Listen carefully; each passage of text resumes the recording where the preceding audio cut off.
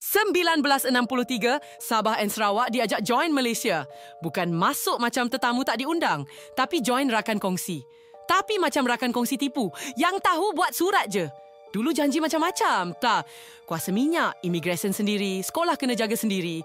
Semua ada dalam MA 63. Lengkap dengan tanda tangan. Tapi nampak tak sekarang? Janji tinggal janji. Minyak Sabah. Kalau keluar macam air pipe tapi duit masuk poket orang lain.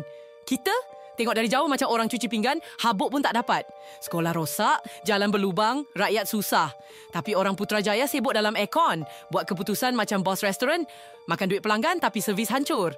Bila tanya pasal MA 63, jawapan dia macam drama tak habis-habis.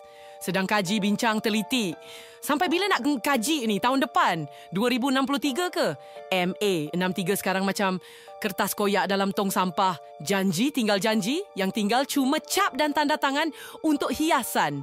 Sabah bukan nak lebih, cuma nak hak sendiri yang pernah dijanjikan. Kalau tak, baik jual je minyak tu terus kat orang asing. Apa kata korang? Komen bawah, jangan malu.